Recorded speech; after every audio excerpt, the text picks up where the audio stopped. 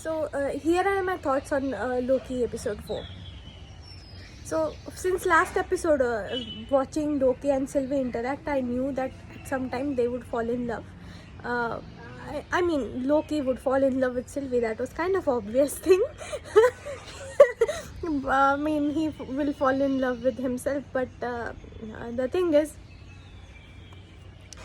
Sylvie doesn't know that, and Sylvie wouldn't know that because after all, at the end, she's a Loki, and Loki does not know that people around does not realize really that people around them love him, because that's what happens with Loki. He didn't realize that Sif and Thor and his mother, his father really loved him. He didn't understand that there is this feeling of forever being alone engraved in being a Loki.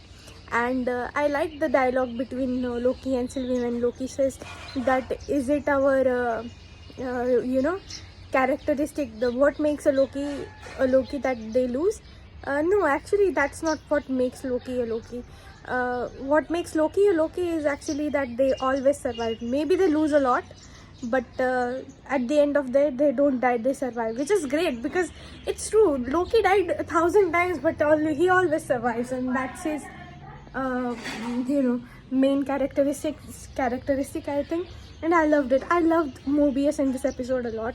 So in this episode we get that Loki is actually not dead, but he was pruned. So I hope the same thing happens with Mobius.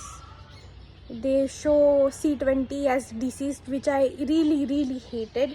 I mean, I loved Mobius's whole arc. I mean, he knew he was going to die, but he finally told the truth. And he was a first friend Loki had, and Loki was really devastated when they killed him. He was about on the verge of crying, but did not cry. And when Sylvie asked him, "Are you okay?" he was like, "I've been through a lot." I mean, this Loki has been through a lot. I mean, just take a look at it. He was just in the Avengers, New York war. Then he was directly transformed into TVA, and this has been just 3 days for Loki. I mean, just think about it. This Loki has been through many things, and I really feel really bad for him, and I really feel bad for C20. I mean, and yeah, I mean, we all knew that timekeepers were android right, but for a moment when Renslayer goes into that timekeeper's office for the first time, I thought they were not real. They were real. I mean, that's what I thought. Oh, maybe timekeepers are real, but of course they are androids. And someone is like, who is controlling TVA then? Maybe we'll know in next episode. And Kid Loki is there, man. I mean, I love Kid Loki. And there is a lizard Loki as well. I mean, Kid Loki has a lizard in his hand, and he has that Crown Empire thing as well. So Lizard Loki, I mean, amazing. I love to see Lizard Loki in action. Out of all of them, I want to see Lizard Loki in action. I mean, Kid Loki, just to look at him, it was nice. If I want to see someone in action, it is going to be the Lizard Loki. So I hope we get to see more amazing things. This episode was emotionally very turbulent because Mobius, I did not want to see Mobius or C20 die.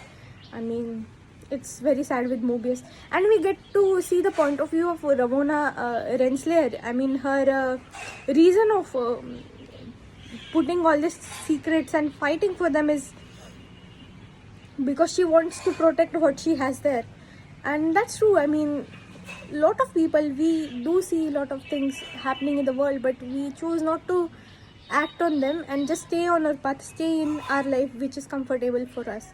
I mean, that's a real thing that people do. People will not take actions against something bad if it means they would lose their current reality, which it is what their current reality is. And that's totally a human point of view, but a bad one. I don't support that anytime. or in any circumstances. So Ramona is bad. I hate her, but I do understand her where she's coming from.